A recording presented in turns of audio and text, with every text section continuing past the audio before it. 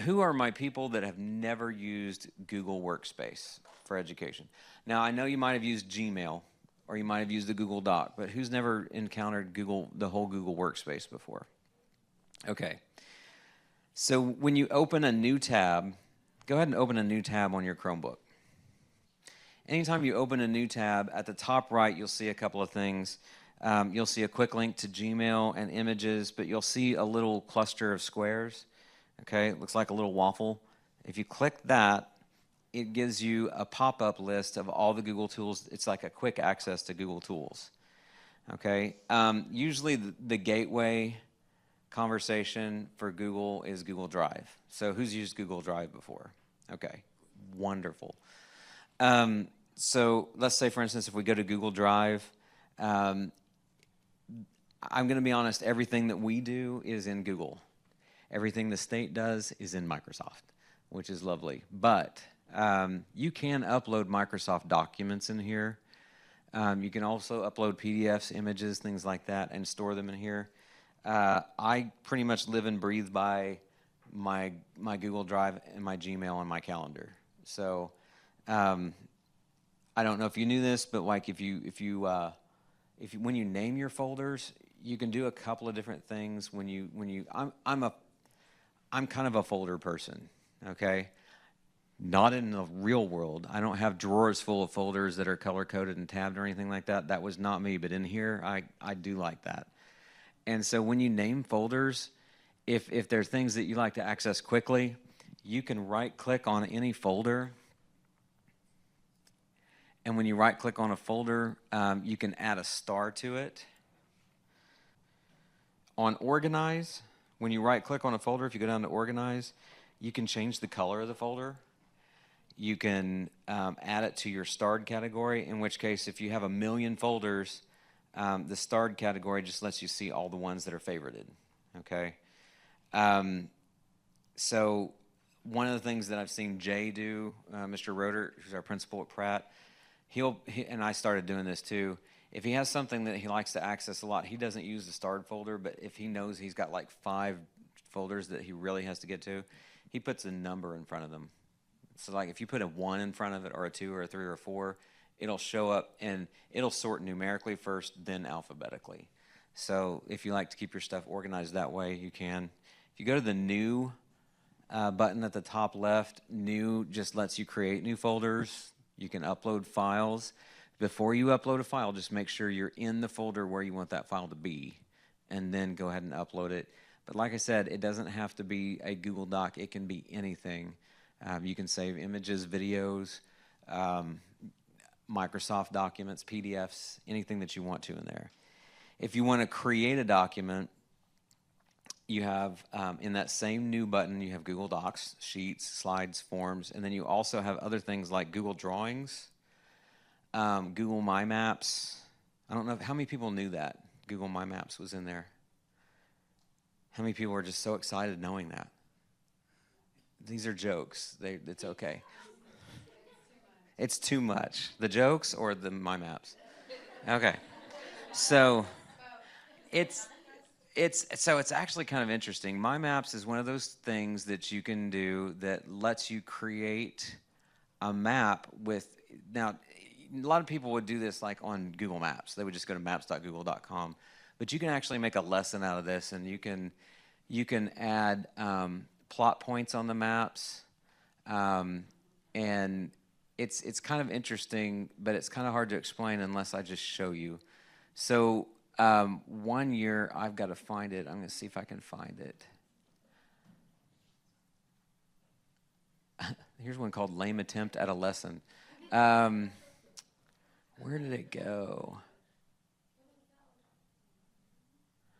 Well, it's probably on my personal account now that I think about it.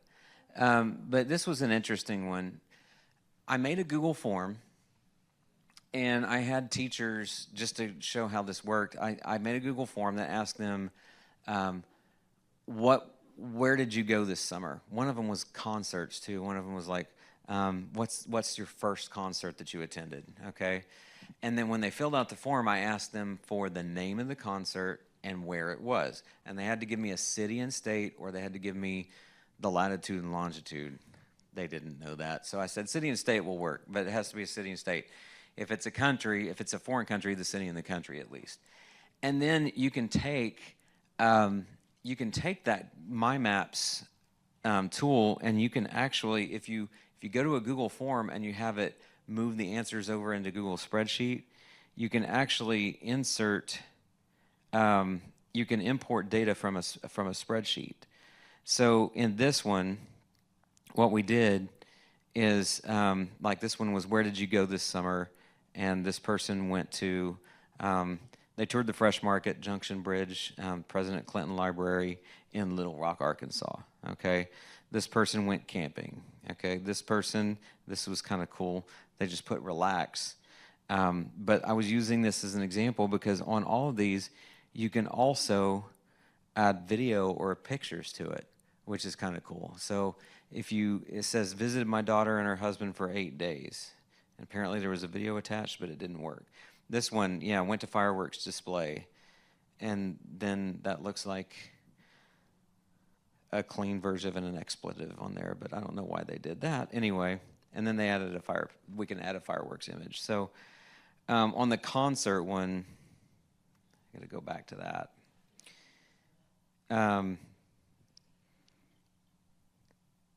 Did I do the concert one? Here we go, concerts. This one's old.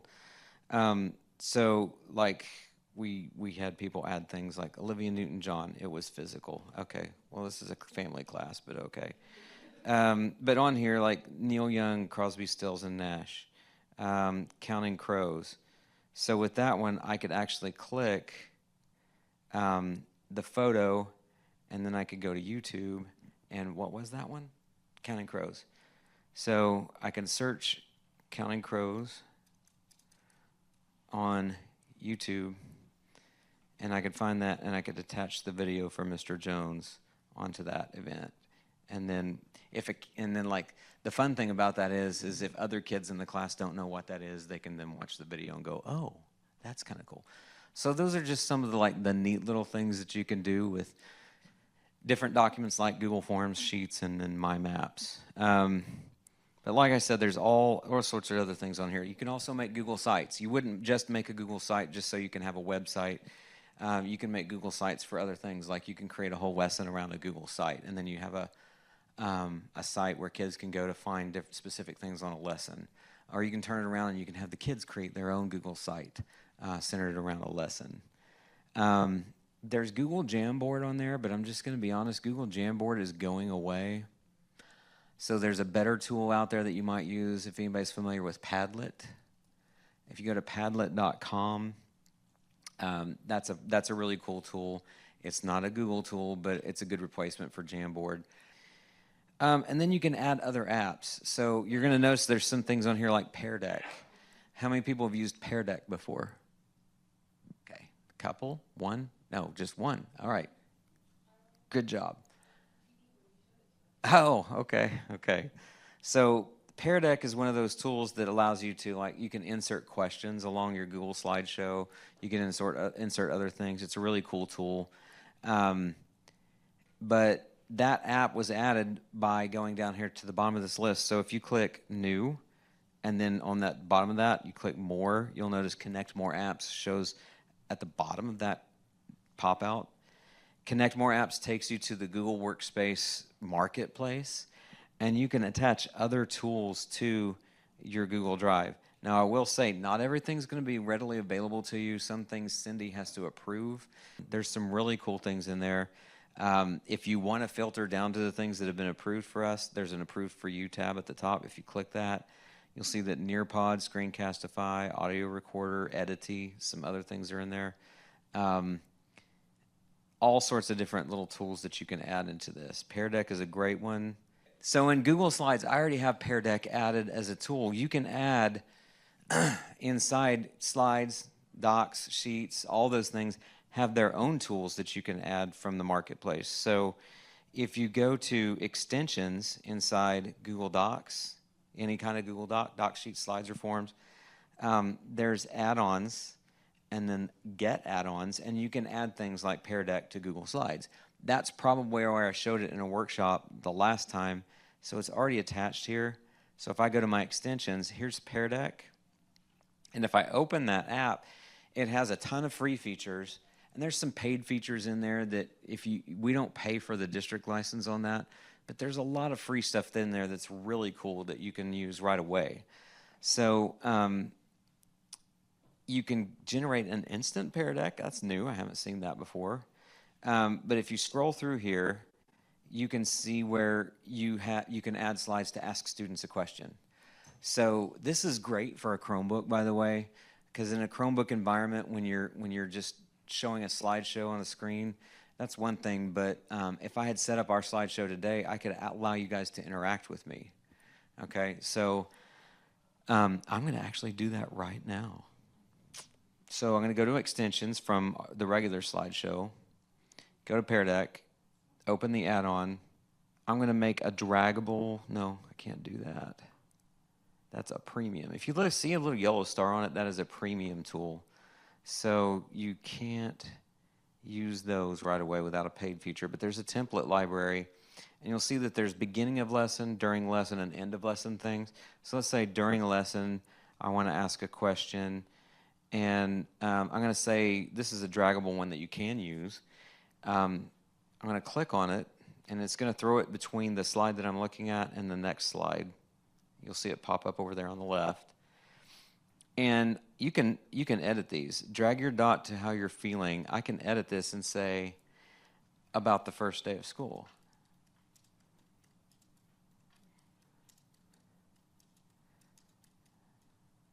Okay. And then down here, this says keep going, I understand. That's not a good response for that. So I could change that and then just change it to excited. And then I can change this one to I'm a little confused, and I can leave that one there. I'm going to make this one say I'm not ready. And we're going to leave that alone. And so then I can start a lesson. So this is where it gets cool. You can add all sorts of things in there. There's geography templates. There's math templates. There's things where kids can write in a response. There's things where they can choose a multiple choice response, or they can drag a dot to show how they're feeling. So I'm going to click, look over on the right side where the Pear Deck menu is. If I click Start Lesson, then I can do an instructor paste or a student paste, and it's going to show up on the screen, instructor paste activity. If it's in a shared drive, it won't let you do it. So it needs to be in your drive. What is a shared drive? Anybody know? Yeah, it's district level access where multiple people can be in there. No one person in the drive owns the files. It's like a district owned drive, and that's a good way to share stuff with other people. And so right now, because I put this in my personal drive, I can use it with students. So all you have to do, let's go ahead and try this together, okay? Go to a new tab and type joinpd.com. When you're there, put in that code, NWYBII. You can see right here I have 18 students connected, okay? So I can go ahead and start the class. If I start the class and then inevitably, you ever have a kid that's like, I didn't join, can you take it back to that screen? Okay, doesn't matter. We're going to start anyway. And the code's still up there at the top right. So for the kid that waited to the last minute to join, didn't get the code, it's still up there. Okay, so I'm presenting. This is a slideshow that has nothing in it, remember that. What's happening on your end?